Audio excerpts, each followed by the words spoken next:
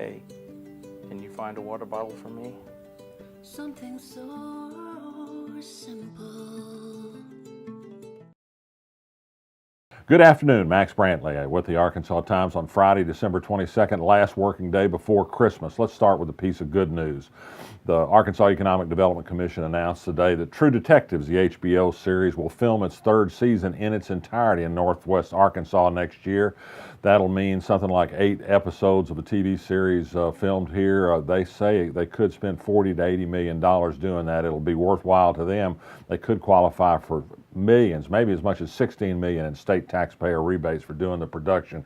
The state thinks that's a good deal, but everybody's pretty excited about the filming to be here. It's directed by Nick Pizzolatto, who was a graduate student at the University of Arkansas and so has some Fayetteville roots, and that's part of the reason they're heading back in that direction. Less happy news today is a word out of the New York Times that the Donald Trump administration, to discourage illegal immigration, is going to take steps to break up parents from their children if they're caught entering the country illegally. This doesn't sound like family values to me. UAMS's new chancellor seems likely to be Cam Patterson. That's the pick of Donald Bobbitt, the UA system president. He'll be paid around $1 million probably. He's currently a hospital administrator in New York City for a major hospital there. A little piece of somewhat bad news, but not terribly bad. The unemployment rate in Arkansas in November edged up a slight bit to 3.7% from 3.6%. That's still near record low and not too bad for historic purposes. The state police announced today that they'd arrested a 27-year-old man on a murder charge for the death of a 2-year-old in an explosion and house fire in Parrish yesterday morning. 3 children were rescued. 1 child was not. It's not yet clear why they determined that case to be a murder, but the young man is now in jail in Logan County. University of Arkansas officials tell me they're cautiously optimistic that new rules in the state tax-cutting legislation won't discourage people from paying extra money for seats to football and basketball games, even though they no longer will get a tax deduction.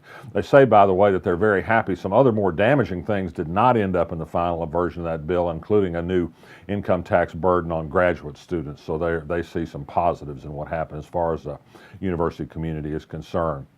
In Washington County yesterday in Fayetteville, the quorum court there, the county governing body, voted overwhelmingly against allowing planning permission for a marijuana cultivation facility, which would hope to be one of the 5 to be permitted to grow marijuana under the new medical marijuana law. Several quorum court members just seem to have a moral objection to this. The state application will go ahead for this group. It remains to be seen if there'd be perhaps a way through a circuit court appeal to override the quorum court's opposition. Congress today completed action on legislation that will add 1.4 acres, 7 houses to the boundaries of the Central High School National Historic Site. This could qualify those properties for some help from the federal government and facade preservation. They were witnesses to historic events in 1957 as lining the street across from Central High School on Park Street. If you were looking for something to read, you might go to arkansasblog.com and read the results of my interview with Jared Henderson.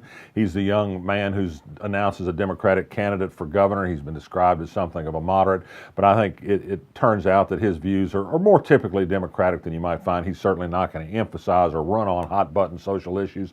His real passion is improving education in Arkansas.